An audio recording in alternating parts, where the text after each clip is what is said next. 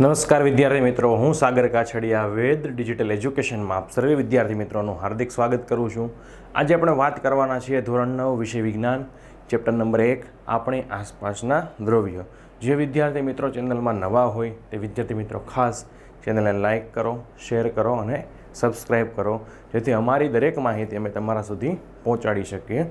તો હવે આજે આપણે વાત કરવાના છીએ ચેપ્ટર નંબર 1. ચેપ્ટર નંબર 1માં આજનો આપણો પ્રશ્ન છે કારણો આપો. કારણો આપો. ચલો, એમાં પહેલું કારણ છે આપણી પાસે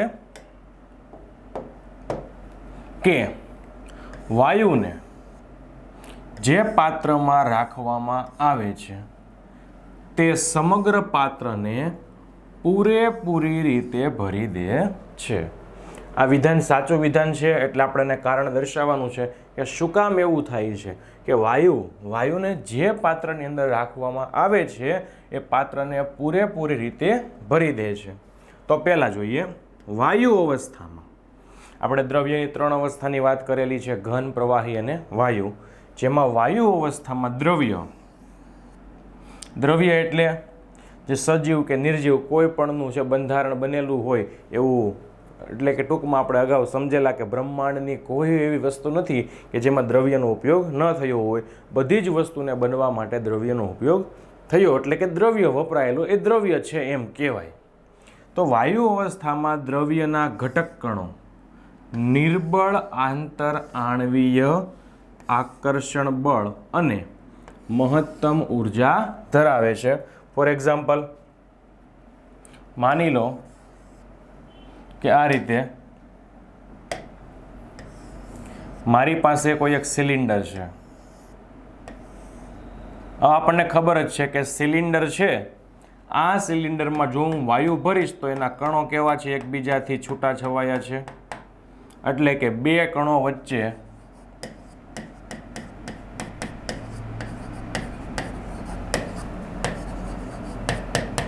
આંતર આણવીય આકર્ષણ બળ.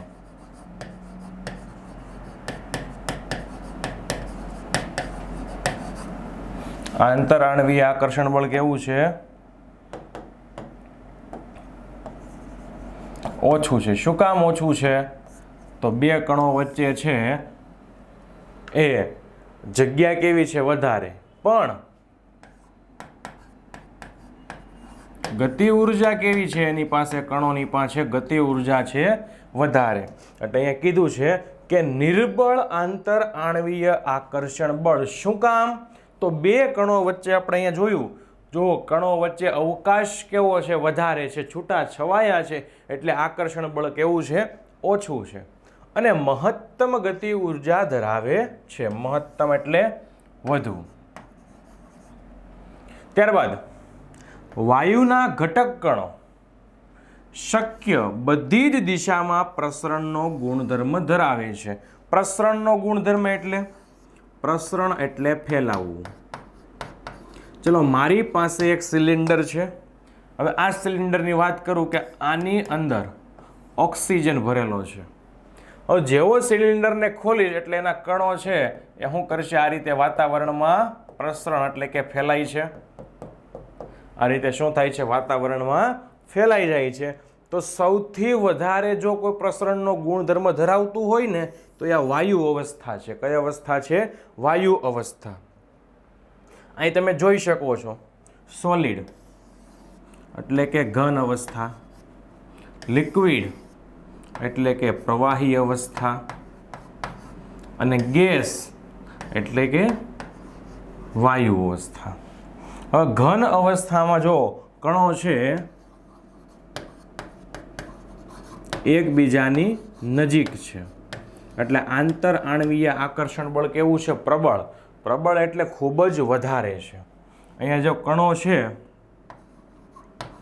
બે કણો વચ્ચે અવકાશ છે.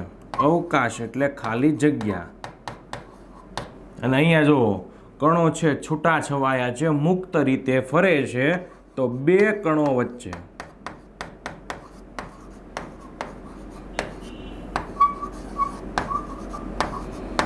ખૂબ વધારે અવકાશ છે, એટલે કે ખૂબ વધારે જગ્યા છે, એટલે પોતાની રીતે મુક્ત રીતે ફરશે. એટલે આ જે કણો છે એ શું કરશે? આ પાત્રની જે તે પાત્રની દિવાલ પર બળ લગાવે છે, અથવા તો અંદરો અંદર પણ શું થાય છે? એકબીજા કણો પોતાની સાથે અથડાય છે. આથી વાયુને જે પાત્રમાં રાખવામાં આવે છે તે સમગ્ર પાત્રને પૂરેપૂરી રીતે ભરી દે છે. તો કયા કયા કારણોસર? પેલી આપણે વાત કરીએ એમાં કેવા છે? નિર્બળ આંતરઆણવીય આકર્ષણ બળ, એટલે એમાં જો કણો છૂટાછવાયા છે. આ ઉપરાંત છૂટાછવાયા છે એટલે એ પાત્રની દિવાલ પર બળ લગાડશે. બે કણો પોતાની સાથે શું થાય છે? અથડામણ અનુભવે છે. એથી શું થાય છે? અથડામણને કારણે અલગ અલગ દિશામાં ફેલાય છે. ટૂંકમાં બે કણો વચ્ચે અવકાશ વધારે છે, આંતરઆણવીય આકર્ષણ બળ ઓછું છે, અને અથડામણને કારણે ગતિ ઉર્જા પણ કેવી છે? વધારે. એટલે જે તે પાત્રમાં ભરો એના જેટલું સ્થાન ધારણ કરી લે. ફોર એક્ઝામ્પલ, માની લો કે આ સિલિન્ડર છે, આ 10 કિલોનું સિલિન્ડર છે, 10 કિલો આમાં સમાય છે. હવે હું બીજું સિલિન્ડર દોરું છું. આ સિલિન્ડર 5 કિલોનું છે. હવે હું આની અંદર વાયુ ભરીશ. કેટલો વાયુ ભરું છું? 12 થી 1 કિલો. તો એ શું કરશે? આ 10 કિલોનું જે સિલિન્ડર છે એના જેટલો આકાર ધારણ કરે છે. હવે સેમ ટુ સેમ આની અંદર પણ 1 કિલો જ ભરવાનો છે. તો એ શું કરશે? 5 કિલોના કદ જેટલું કદ ધારણ કરે છે. શું કામ? કણો છૂટા છવાયા છે અને કણો છે એ પાત્રની દિવાલ પર બળ લગાડે છે. એટલા માટે જો એને 10 કિલોમાં ભરીશ તો એ 10 કિલો જેટલું ધારણ કરશે. 5 કિલોમાં ભરીશ તો 5 કિલોનું એટલું કદ ધારણ કરે છે. ત્યારબાદ આપણે આગળ વધીએ. આગળનો આપણો સવાલ છે કે વાયુ દ્રવ્યની કઈ અવસ્થા? વાયુ એ પાત્રની દિવાલ પર દબાણ ઉત્પન્ન કરે છે. કારણ આપીને સમજાવવાનું છે. વાયુ એ પાત્રની દિવાલ પર દબાણ ઉત્પન્ન કરે છે. તો ચાલો કોના કારણે થાય? તો વાયુ અવસ્થામાં કણોની ગતિ. કણોની ગતિ એટલે કે એનું હલનચલન અસ્તવ્યસ્ત, એટલે આમ તેમ. અસ્તવ્યસ્ત એટલે કે આમ તેમ અને વધુ હોય છે.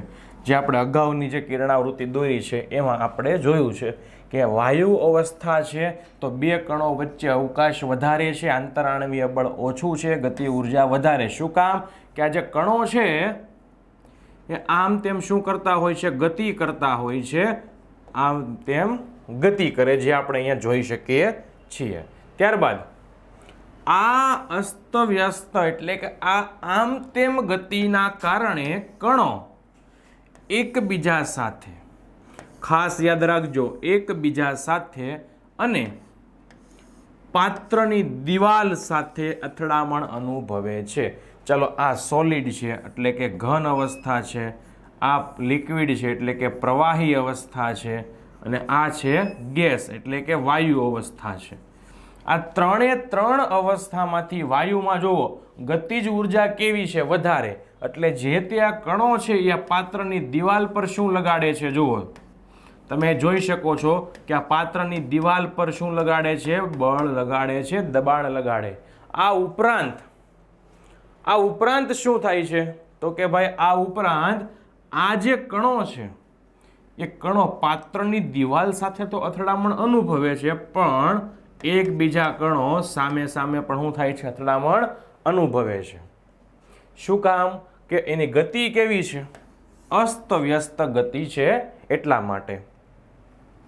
આથી વાયુ એ પાત્રની દિવાલ પર દબાણ ઉત્પન્ન કરે છે.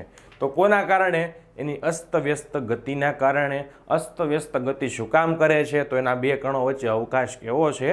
વધારે છે. આગળ આપણે વાત કરીએ. સી, લાકડાનું ટેબલ. લાકડાનું ટેબલ ઘન પદાર્થ કહેવાય છે. કારણ આપો. તો પહેલું છે લાકડાના ટેબલના ઘટક કણો. લાકડાના ટેબલના ઘટક કણો એકબીજા સાથે પ્રબળ આંતર આણવીય આકર્ષણ. પ્રબળ આંતર આણવીય આકર્ષણ બળ દ્વારા જકડાયેલા હોય છે. કેવી રીતે? માની લો કે આ કોઈ ઘન પદાર્થ છે, તો આપણને બધાને ખબર છે કે ઘન પદાર્થમાં કણોની ગોઠવણી કેવી હોય. ઘન પદાર્થમાં કણોની ગોઠવણી છે એ સુવ્યવસ્થિત રીતે અને ખૂબ નજીક નજીક નજીક હોય છે. તો આ ઘન પદાર્થ છે, આમાં કણોની ગોઠવણી કેવી છે? સુવ્યવસ્થિત અને એકબીજાની ખૂબ જ નજીક. હવે કણો એકબીજાની કેવા છે? કણો એકબીજાની નજીક છે. હવે ખૂબ નજીક હોય એટલે બે કણો વચ્ચે આંતર આણવીય આકર્ષણ બળ.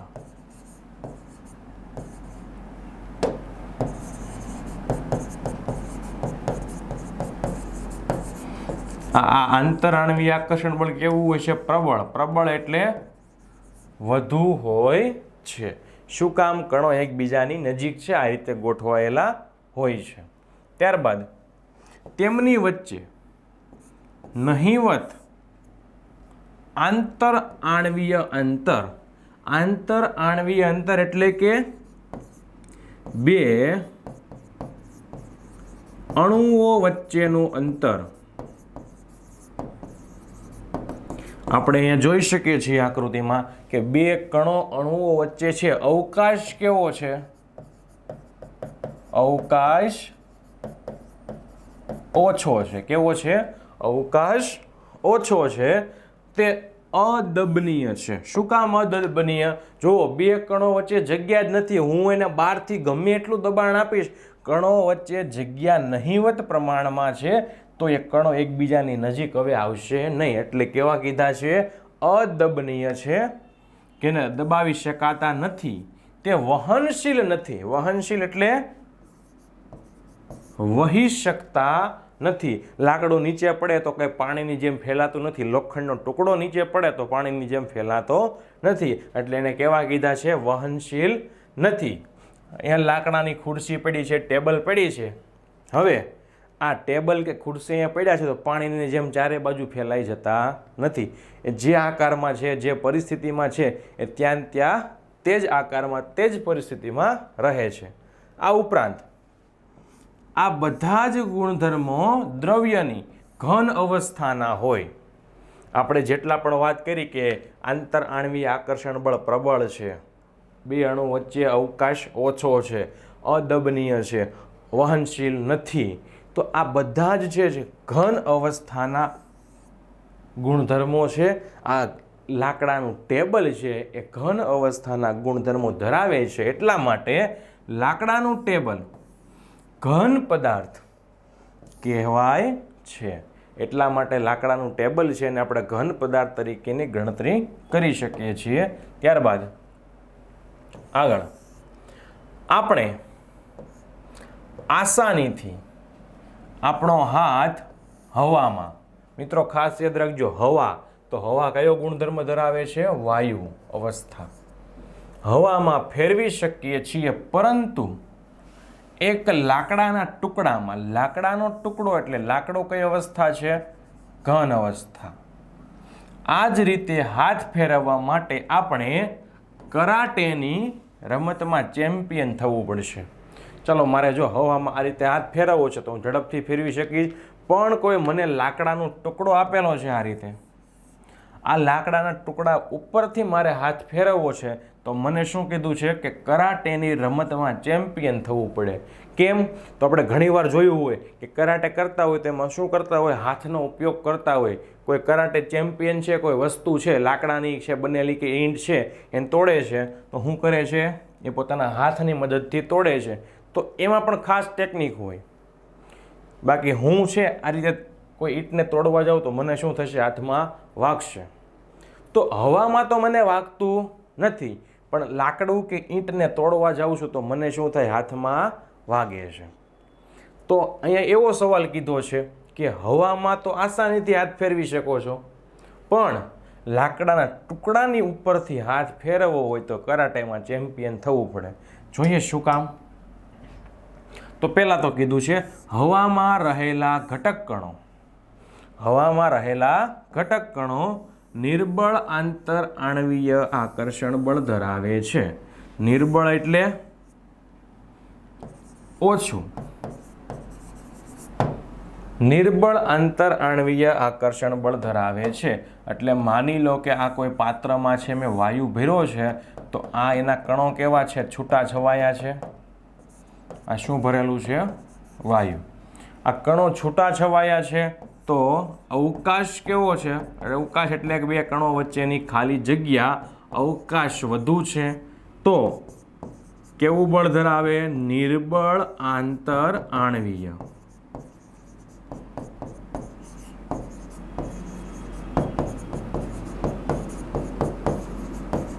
નિર્બળ આંતર આણવીય આકર્ષણ બળ ધરાવે છે.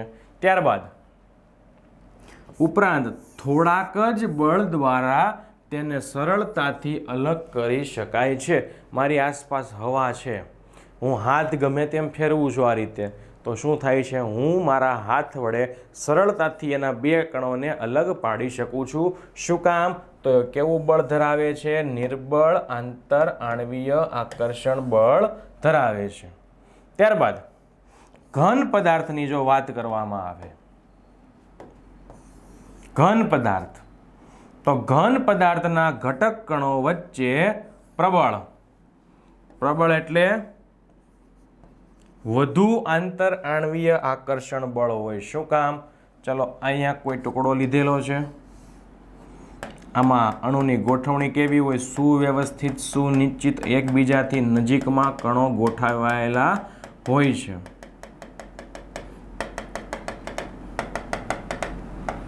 જો પ્રવાહી કે વાયુની સરખામણીમાં ગોઠવણી કેવી છે? સુવ્યવસ્થિત છે. તો આ ઘન પદાર્થની ગોઠવણી છે. તો એમાં જો બે કણો વચ્ચે અવકાશ કેવો છે? અવકાશ એટલે ખાલી જગ્યા. અવકાશ કેવો છે? નહિવત પ્રમાણમાં છે. નહિવત પ્રમાણમાં અવકાશ છે, એટલે અવકાશ નથી, ખાલી જગ્યા નથી, એટલે બે કણો વચ્ચે બળ પણ કેવા હશે? વધારે હશે. એટલે કે એ પ્રબળ આંતર આણવીય, પ્રબળ આંતર આણવીય આકર્ષણ બળ ધરાવે છે. હવે માની લો કે આ જે ટુકડો છે એ લોખંડનો છે, તો મારે લોખંડના ટુકડાને વાળવું છે, તો મારે બળ પણ કેવું કરવું પડશે? વધારે. એટલે કે હું વધારે બળ કરીશ તો એ વળી શકશે. એટલા માટે શું થાય છે કે હું ક્યારે લાકડાનો ટુકડો તોડવાનો પ્રયત્ન કરું છું ને, ત્યારે એ તૂટતો નથી. શું કામ? આ કારણે એ ઘન અવસ્થા છે, અવકાશ નહિવત છે, પ્રબળ આંતર આણવીય આકર્ષણ બળ છે. આથી તેઓ એકબીજા સાથે પ્રબળતાથી, પ્રબળતા એટલે વધારે મજબૂતાઈથી જકડાયેલા રહે છે. પરિણામે તેમને અલગ કરવા ખૂબ જ બાહ્ય બળ લગાવવું પડે છે. હમણાં વાત કરીને કે આ રીતે છે, કોઈ લોખંડનો પાઇપ છે, હું મારે વાળવો છે, તો મારે શું કરવું પડશે? વધારે પડતું બાહ્ય બળ લગાવવું પડશે. બાહ્ય એટલે બહારથી લગાડવામાં આવતું હોય તે. વધારે પડતું લગાડવું. શું કામ? કણો એકબીજાની નજીક છે. આ જે કણો નજીક છે ને મારે તોડવા છે, તો એના જે જોડવાની જે ક્ષમતા છે, જે શક્તિ છે, એના કરતાં મારે કેવી વાપરવી પડશે? વધારે વાપરવી પડશે. ત્યારબાદ આથી આપણે આસાનીથી આપણો હાથ હવામાં ફેરવી શકીએ છીએ. પરંતુ એક લાકડાના ટુકડાને આ જ રીતે હાથ ફેરવવા માટે આપણે કરાટેની રમતમાં ચેમ્પિયન થવું પડે. તો ટૂંકમાં કહી દઉં તો હવાના બે કણો વચ્ચે અવકાશ છે, તો આંતર આણવીય આકર્ષણ બળ કેવું છે? નિર્બળ છે. ઘન અવસ્થામાં બે કણો વચ્ચે અવકાશ નહિવત છે, તો પ્રબળ આંતર આણવીય આકર્ષણ બળ ધરાવે છે. એટલે કે બે કણો, માની લો કે આ એક અને આ બીજો, આ બે કણો છે એકબીજા હારે જોડાવાની જે ઉર્જા ધરાવે, જે શક્તિ ધરાવે છે, એને મારે છૂટી પાડવી છે. તો એ બેને જોડાવાની જે ક્ષમતા છે, જે શક્તિ છે, જે ઉર્જા છે, એના કરતાં મારે કેવી આપવી પડે? એને વધારે. તો જ એને હું આકાર બદલી શકું, તો જ એને હું વાળી શકું છું. ત્યારબાદ આગળનો પ્રશ્ન છે, કે સામાન્ય રીતે ઘન પદાર્થોની, કેવા પદાર્થોની? ઘન પદાર્થોની સરખામણીમાં પ્રવાહી પદાર્થોની ઘનતા ઓછી હોય છે. શું કીધું? ઘનતા. તો ઘનતા પહેલા કોને કહેવાય? ઘનતા બરાબર દળના છેદમાં કદ. તો એકમ કદ દીઠના દળને શું કહેવાય છે? ઘનતા કહેવાય છે. પરંતુ તમે બરફના ટુકડાને, આ બરફનો ટુકડો કઈ અવસ્થા છે? ઘન અવસ્થા છે. પાણી કઈ અવસ્થા છે? પ્રવાહી અવસ્થા છે. બરફના ટુકડાને પાણી ઉપર તરતો જોયો હશે. દર્શાવો કે આવું શા માટે થાય? જો પહેલા શું કીધું? ઘનતાની સરખામણી કરીએ તો ઘનની ઘનતા કેવી છે? પ્રવાહીની ઘનતા કરતા વધારે. આ કોની માટે છે? ઘનતા માટે. તો ઘનની ઘનતા વધારે, પ્રવાહીની ઓછી. તો બરફનો ટુકડો પાણી ઉપર તરે તો સામાન્ય રીતે કેવું હોય કે જેની ઘનતા વધારે હોય એ શું થાય? પાણીની ઘનતા કરતાં જેની ઘનતા વધારે હોય પાણીમાં ડૂબી જાય. જેની ઘનતા પાણીની ઘનતાથી વધુ હોય એ પાણીમાં ડૂબે. હવે તમને કીધું કે ઘનની ઘનતા વધારે, પ્રવાહીની ઓછી. તો જે પણ ઘન પદાર્થો છે એ પ્રવાહીમાં શું થવા જોઈએ? પાણી એક પ્રવાહી છે તો એ પાણીમાં શું થવા જોઈએ? આ ઘન પદાર્થો ડૂબવા જોઈએ. પણ શું થાય છે? બરફનો ટુકડો ઘન અવસ્થા ધરાવે છે છતાં એ પાણી ઉપર તરે છે. કેમ એવું થાય છે? જુઓ કે બરફ એ આંતર આણવીય પોલાણ, પોલાણ એટલે ખાલી જગ્યા, પોલાણ એટલે ખાલી જગ્યા ધરાવતું પાણીનું ઘન સ્વરૂપ છે. માની લો કે આ બરફનો કોઈ ટુકડો છે તો આ જે બરફનો ટુકડો છે એ ધરાવે છે તો ઘન અવસ્થા, પણ એની વચ્ચે શું હોય છે? હવા. અમે જે ટપકા કર્યા છે એ ભાગમાં શું ભરાયેલી હોય છે? હવા. એટલે કે એ ભાગ કેવો હોય છે? ખાલી. દેખાવમાં તમને ઘન અવસ્થા દેખાય છે પણ એ ભાગ કેવો છે? ખાલી. એ ભાગ ખાલી છે એટલે ખાલી કદ વધારે છે, કદ વધારે છે પણ દળ કેવું છે? એનું ઓછું છે.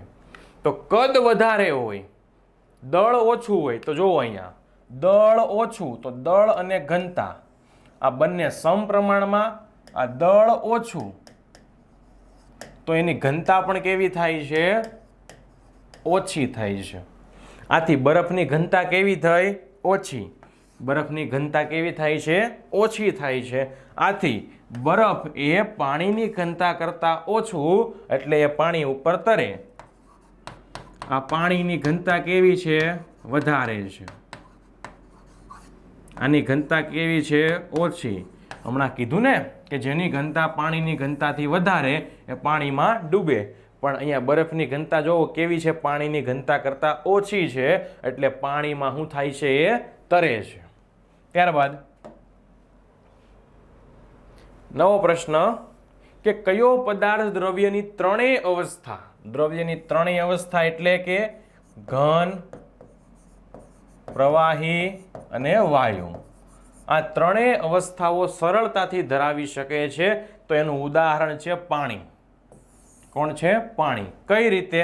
તો બરફ સ્વરૂપે પાણી જોવા મળે છે. આપણે પૃથ્વી ઉપર પણ હિમાલય છે એમાં પાણી છે કયા સ્વરૂપે સંગ્રહાયેલું હોય છે? બરફ સ્વરૂપે સંગ્રહાયેલું હોય છે. તો એને આપણે સંજ્ઞા સ્વરૂપે લખવું હોય તો H2O, કાઉન્સમાં જોવો નીચે S કરેલો. શું કામ? આ S કોનો છે? સોલિડ. સોલિડનો શું છે? પહેલો અક્ષર S એટલે કે સોલિડ એટલે કે ઘન અવસ્થાનું પાણી. H2O એ સોલિડ સ્વરૂપે હોય છે. બીજું પ્રવાહી સ્વરૂપે. તો પૃથ્વી ઉપર પાણી પ્રવાહી સ્વરૂપે ક્યાં ક્યાં જોવા મળે છે? નદી, તળાવ, સરોવર, ચેકડેમ વગેરેમાં. તો પાણી સ્વરૂપે જોવા મળે તો શું કીધું છે? H2O liquid. આ L કોનો છે? લિક્વિડ. આ લિક્વિડનું જે નામ આવે છે આ નામમાં પહેલો અક્ષર L છે એટલે શું કીધું છે? L. જો આ જે જમણા હાથ ઉપર જે નીચેની બાજુએ એસ એલ શું દર્શાવે છે એ ભૌતિક અવસ્થા દર્શાવે છે. ભૌતિક અવસ્થા કે એ કયા સ્વરૂપમાં છે. જો અહીંયા બરફ સ્વરૂપે તમને પાણી જોવા મળે છે, અહીંયા તો પ્રવાહી સ્વરૂપે પાણી જોવા મળે છે. તો H2O સોલિડમાં હોય, H2O લિક્વિડમાં હોય. હવે ત્રીજી અવસ્થા વાયુ સ્વરૂપે, તો પાણી એ બાષ્પ સ્વરૂપે પણ જોવા મળે છે. જે તમે અહીંયા જોઈ શકો છો, આ બાષ્પ સ્વરૂપે શું થાય છે, આપણને પાણી જોવા મળે છે. તો એમાં કીધું છે H2O. આ G કોનો છે? તો વાયુ એટલે કે ગેસ. તો ગેસનો પહેલો અક્ષર કયો છે? G. એટલે શું કીધું છે? H2OG.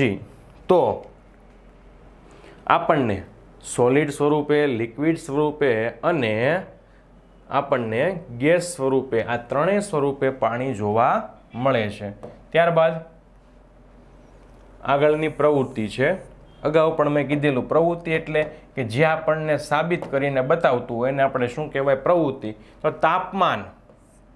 તાપમાન એટલે ટેમ્પરેચર. ટેમ્પરેચરના ફેરફારની અસર, તાપમાન વધારો ઘટાડો ત્યારે શું અસર થાય છે જુઓ. સૌ પ્રથમ એક બીકરમાં 150 ગ્રામ, એક બીકરમાં 150 ગ્રામ આ બીકર છે. આ બીકરમાં મેં શું લીધું છે? આ બરફના ટુકડા. કેટલા છે? 150 ગ્રામ બરફ લીધો છે. બરફના ટુકડા લઈ આકૃતિ એમાં દર્શાવ્યા મુજબ તેમાં પ્રયોગશાળામાં વપરાતું થર્મોમીટર. આ થર્મોમીટર શું છે? એ શું કામ કરે? તો થર્મોમીટર એ તાપમાન માપક યંત્ર છે. એટલે કે ટેમ્પરેચર માપવાનું કામ કરે છે કે કેટલું ટેમ્પરેચર છે. આ થર્મોમીટર છે. આ થર્મોમીટરની રચના હોય છે, અહીંયા નીચે એક ખાંચ હોય છે અને અહીંયા ઉપર આ રીતે ટેમ્પરેચર લખેલું હોય છે. હવે આ થર્મોમીટરની અંદર જે પ્રવાહી વપરાય છે એ પ્રવાહી કેવા રંગનું હોય છે? એ સિલ્વર રંગનું હોય છે. અને એ પ્રવાહી કોનું હોય છે? પારો. આ પ્રવાહી હોય છે પારો, જેને કહેવાય મર્ક્યુરી, જેની સંજ્ઞા શું છે? Hg. સોનેરી રંગનું પ્રવાહી છે એ કોનું છે? પારો, સિલ્વર. જેમ જેમ ટેમ્પરેચર વધારે એમ એની અંદર રહેલો જે આ પ્રવાહી છે એ શું થશે? ઉપર ઉપર ઉપર ઉપર જાય છે. જેમ તાપમાન ઘટે છે તેમ એ પ્રવાહી શું થાય છે? નીચે નીચે નીચે નીચે નીચે આવે છે. તો મેં શું કર્યું? બીકર લીધું, 150 ગ્રામ બરફ લીધો, એની અંદર શું મૂક્યું છે? થર્મોમીટર. એવી રીતે ગોઠવો કે થર્મોમીટરનો બલ્બ બરફના ટુકડાના સંપર્કમાં રહે. બલ્બ એટલે આ નીચેનો જે ભાગ છે એ. તો થર્મોમીટર છે આ થર્મોમીટરનો આ બલ્બ વાળો ભાગ કોના સંપર્કમાં છે? બરફના સંપર્કમાં છે. હવે ધીમા તાપે બીકરને ગરમ કરવાનું શરૂ કરો. ચલો જો આપણે ફરીથી અહીંયા તમને એક આકૃતિ દોરીને સમજાવું છું. ચલો એક બીકર લીધું. આ બીકરમાં મારે શું લેવાનું છે? બરફના ટુકડા. કેટલો છે? 150 ગ્રામ બરફ છે. હવે એમાં મારે શું લટકાવવાનું છે? એમાં હું લટકાવીશ થર્મોમીટર. કેવી રીતે? કે નીચેનો ભાગ છે એ બરફના સંપર્કમાં રહે છે. જો આ રીતે. આ છે થર્મોમીટર. હવે મારે શું કરવાનું છે? ચાલો આને લટકાવી દઈએ સ્ટેન્ડની સાથે. હવે જાળી એક ત્રિપાઈ છે, એની ઉપર મેં જાળી મૂકી છે અને અહીંયા શું કરું છું? બર્નરની વડે આ બરફને ગરમ કરું છું. બર્નરનું કામ શું છે? કે પ્રયોગશાળામાં કોઈ પણ પદાર્થને ગરમ કરવા માટે આ રીતે બર્નર વપરાય છે. જેમ આપણે ઘરે રસોઈ કરવા માટે ગેસ વપરાય છે એમ પ્રયોગશાળામાં બર્નર વપરાય છે. તો ચાલો હવે શું કર્યું મેં? કે બરફને ગરમ કરવા લાગ્યો છું. ધીમા તાપે બરફને ગરમ કરવાનું શરૂ કરો. હવે જ્યારે બરફ પીગળવા માંડે, પીગળવા એટલે કે ઘન, આ જે બરફ છે એ અત્યારે કઈ અવસ્થા છે? ઘન અવસ્થા છે. આ ઘનમાંથી પ્રવાહી અવસ્થામાં આવવા લાગે એ તાપમાનને શું કરવાનું? નોંધી લેવાનું. એ કોના મદદથી નોંધવાનું છે? થર્મોમીટર મદદથી. નોંધી લીધું. હવે જ્યારે બરફ સંપૂર્ણ રીતે પ્રવાહી એટલે કે પાણીમાં રૂપાંતરિત થઈ જાય, સંપૂર્ણ રીતે પાણીમાં રૂપાંતરિત થઈ જાય એ તાપમાનને પણ ફરીવાર નોંધી લેવાનું છે. શરૂઆત થાય પ્રવાહીની એ તાપમાન નોંધવાનું છે. કયું છે? શરૂઆતનું તાપમાન. અને સંપૂર્ણ પાણીમાં રૂપાંતર થઈ જાય એટલે કે અંતનું તાપમાન પણ તમારે નોંધી લેવાનું છે. હવે શું કીધું છે કે ઘન અવસ્થામાંથી પ્રવાહી અવસ્થા, ઘન અવસ્થામાંથી પ્રવાહી અવસ્થામાં થતા આ રૂપાંતર માટે અવલોકન નોંધો. કોની નોંધ કરવાની છે? અવલોકન શું થાય છે? તો અવલોકન એવું છે કે બરફ 0 ડિગ્રી, ચલો આ સી છે એને શું ઊંચાઈ છે? સેલ્સિયસ. આ શું છે? તાપમાનનો એકમ છે. કોનો એકમ છે? તાપમાનનો એકમ. આ સી ને ઊંચાઈ સેલ્સિયસ એ કોનો એકમ છે? તાપમાનનો એકમ છે. હવે બરફ 0 ડિગ્રી સેલ્સિયસ તાપમાને પીગળવા લાગે છે તથા 0 ડિગ્રી સેલ્સિયસ તાપમાને બરફ સંપૂર્ણ રીતે પાણીમાં રૂપાંતરિત થઈ જાય છે. ખાસ યાદ રાખજો, કેટલા તાપમાને? 0 ડિગ્રી સેલ્સિયસ તાપમાને.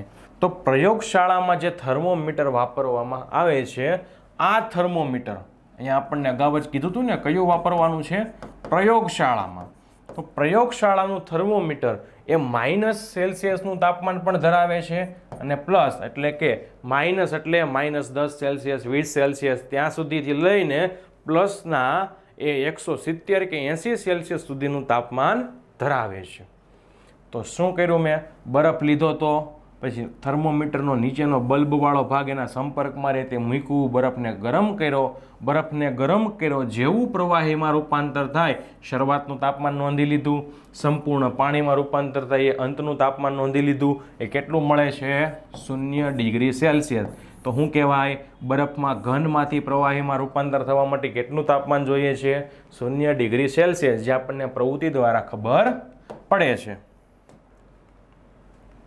ત્યારબાદ હવે આકૃતિમાં દર્શાવ્યા મુજબ બીકરમાં એક કાચનો સળિયો, ચાલો પહેલા શું કર્યું હતું? ઘનમાંથી પ્રવાહી. હવે શું કર્યું? કાચનો સળિયો. આ રીતે. હવે મારે શું કરવાનું છે? આની અંદર એક કાચનો સળિયો મૂકવાનો છે. આ શું છે? કાચનો સળિયો. હવે આ કાચનો સળિયો મૂક્યા બાદ તેને એના દ્વારા શું કરવાનું છે? હલાવતા હલાવતા પાણી ઉકળે ત્યાં સુધી ગરમ કરવાનું છે, જ્યાં સુધી મોટા ભાગના પાણીની બાષ્પ, બાષ્પ એટલે વરાળ સ્વરૂપ વાયુ અવસ્થા, વરાળ બની જાય ત્યાં સુધી થર્મોમીટરના તાપમાન પર નજર રાખો. હવે શું કરવાનું? પહેલા મેં શું કર્યું? ઘનમાંથી પ્રવાહી કર્યું. હવે અહીંયા પાણી થઈ ગયું. હવે આ પાણીને શું કરવાનું છે? કાચના રોડ વડે હલાવવાનું છે. હવે મોટા ભાગનું એટલે કે 50% ઉપરના ભાગનું છે એ પાણી અવસ્થા એટલે કે પ્રવાહીમાંથી બાષ્પ, બાષ્પ એટલે વાયુ, પ્રવાહીમાંથી શેમાં રૂપાંતર થઈ જાય? વાયુમાં. એ તાપમાન આપણે શું કરવાનું છે? નોંધી લેવાનું છે. તો પાણીની પ્રવાહી અવસ્થા વાયુ અવસ્થામાં થતા રૂપાંતર માટેના અવલોકન નોંધો. એટલે કે અવલોકન નોંધવામાંથી આપણને શું ખબર પડે છે કે પાણીની પ્રવાહી અવસ્થામાંથી વાયુ અવસ્થામાં રૂપાંતર થાય એટલે 100 ડિગ્રી સેલ્સિયસ. અગાઉ પણ તમને કીધું છે આ સી શું છે? એ તાપમાનનો એકમ છે. તાપમાનનો એકમ છે જેને કહેવાય સેલ્સિયસ, જેને સેલ્સિયસ તરીકે ઓળખવામાં આવે છે. 100 ડિગ્રી સેલ્સિયસ તાપમાન થાય છે.